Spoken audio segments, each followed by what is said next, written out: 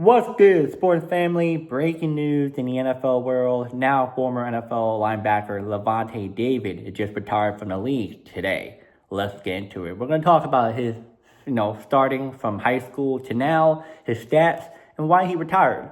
Let's get into it. High school, Miami Northwestern, Florida. He attended Miami Northwestern High School, a powerhouse program. Didn't come out as a national recruit, was underrated early, which is why his path wasn't direct to a big college. So this is important because he had to grind his way to the top, unlike a five-star recruit.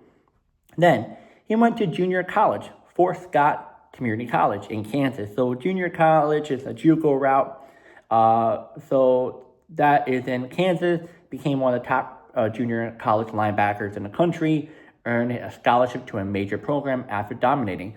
Just know this stage saved his career. Without it, he likely never reaches the NFL. Well, I wouldn't say unlikely, but it would be much harder to reach the NFL if he didn't get the scholarship from a big Division I school, which was Nebraska Cornhuskers football from 2010 to 2011. 2010, he had 152 tackles, led the nation. In 2011, he had 133 tackles. The achievement being there, two-time first-team All-American, one of the best linebackers in college football. He went from JUCO to an elite national defender in just 2 years, which is really impressive. Now, NFL career. He was drafted in the second round, the 58th overall in 2012 by the Tampa Bay Buccaneers.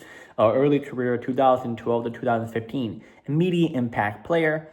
First 4 seasons, 139, 145, and 146, and 147 tackles each of those seasons. Became one of the most consistent linebackers in the NFL.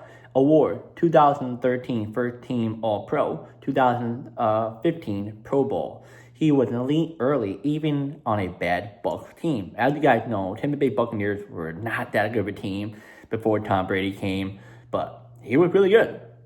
Now, his prime year, from 2016 to 2020, he continued to dominate, tackles, sacks, forced fumbles every year. You name it, he done it. 2020 season, key leader on a Super Bowl winning defense. Super Bowl LV champion. This was cemented his legacy, not only as a player, but also on a franchise that definitely needed help to win it all. Veteran leader through 2021 to 2025, still produced at a high level into his mid-30s, known as team captain, locker room leader.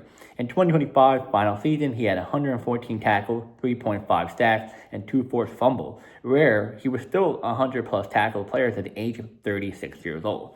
His career stats, 215 games, all-star, 1,716 tackles, 42.5 sacks, 14 interceptions, 33 forced fumbles, and 21 fumbles recovery.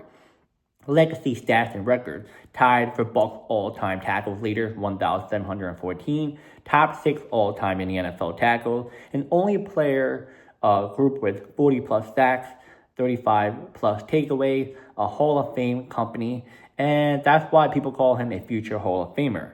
Now, why did he retire? There's many reasons why. First one, age, longevity, 36 years old, 14 of NFL seasons, 12 seasons with 100-plus tackles.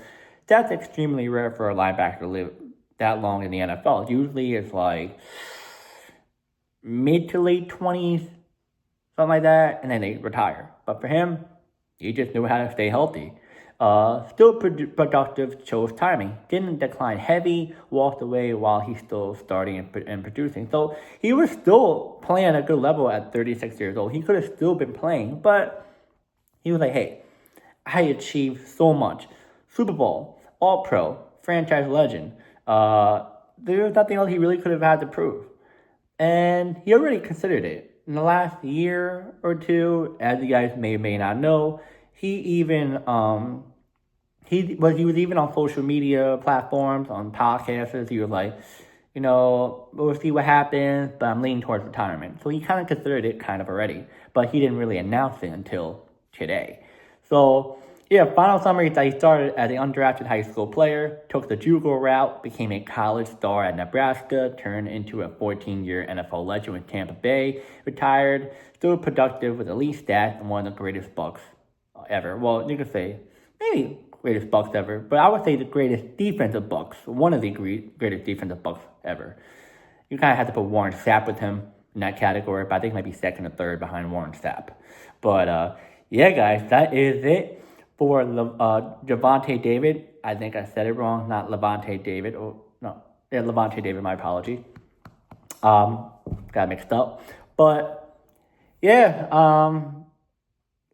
I did not realize he was 36 years old. I'm a bit shocked on that. But in a way, I remember him time when Jameson Winston was there. All these other quarterbacks that were not that good before Brady came, and now Baker was here. And thank God he got a ring when Tom Brady came, because those Bucs teams were just bad. He was the only bright spot on that defense. Yes, you could say some players here and there, but you couldn't really. He was just amazing. He could have went to a different team. He could have retired earlier, but he stayed with the franchise till the end. Definitely an amazing career. Definitely a all-time Buck. Should definitely retire his jersey. And also the fact that he definitely is a Hall of Famer for sure. Should be going to Hall of Fame anytime soon, next couple of years. And yeah, all I'm going to say is that before we end this off, Lavonte David, I want to say is that, I'm not a Bucs fan.